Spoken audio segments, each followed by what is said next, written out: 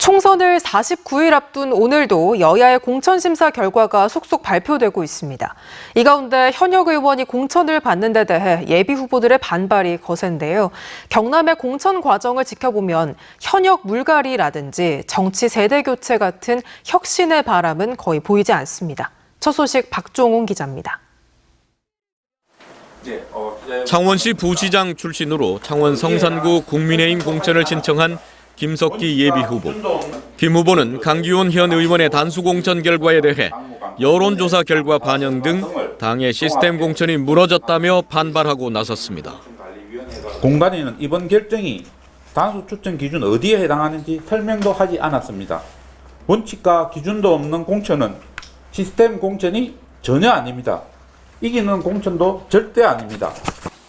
김석기 예비 후보와 공천 경쟁을 해온 배종천 전 창원시의회 의장도 시스템 공천 약속을 믿었지만 국민의힘은 변한 게 없다며 현역 의원 단수 공천에 반발해 탈당과 무소속 출마를 선언했습니다. 창원 성산뿐만 아니라 현역 의원이 단수 공천을 받거나 지역구를 변경해 우선 공천을 받은 진주 을과 김해을 국민의힘 예비 후보들도 이번 공천이 불공정하다며 중앙 당사를 찾아 공정한 경선을 요구하는 항의 시위를 벌였습니다. 공천 결과에 대한 반발이 곳곳에서 잇따르는 가운데 현역 의원의 물갈이 폭을 가늠케 할 경남의 여야 공천 상황은 어떻게 진행되고 있을까? 더불어민주당은 3선의 민홍철, 재선의 김두관, 김종호 의원 등 현역 의원 3명 모두 일찌감치 경선 없이 단수 공천을 받았습니다. 국민의힘 역시 3선 이상 다선 의원 5명 중 4명이 단수 또는 변경된 지역구의 우선 추천 후보로 결정됐고 초재선 6명은 단수로 사실상 공천이 확정됐습니다. 이에 대해 여야를 막론하고 청년과 여성 등 미래를 이끌어갈 참신한 인물 교체와 혁신적인 공천에 대한 도민의 기대에는 크게 못 미치고 있다는 비판이 나옵니다. 현역 의원을 다 공천하면 그건 선출이 아니라 지명이죠. 청년과 시민 정치인에게 기회조차 없는 정치는 국민의 실망만 가중시킬 뿐입니다.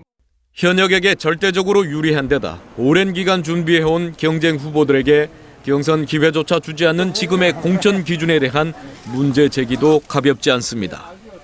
단수 공천이나 전략 공천은 자칫 계파 정치, 보수 정치라는 오명을 받을 수 있고요. 당내 단합과 민주주의를 구현하기 위해서는 최소한 경선 기회는 주어져야 한다고 봅니다. 불출마와 컷오프 등 7명의 현역 의원이 대거 교체되면서 초선 열풍을 일으켰던 4년 전 21대 총선과 달리 22대 경남의 총선은 역대 최저의 현역 물갈이 가능성도 점쳐지고 있습니다. MBC 뉴스 박종웅입니다.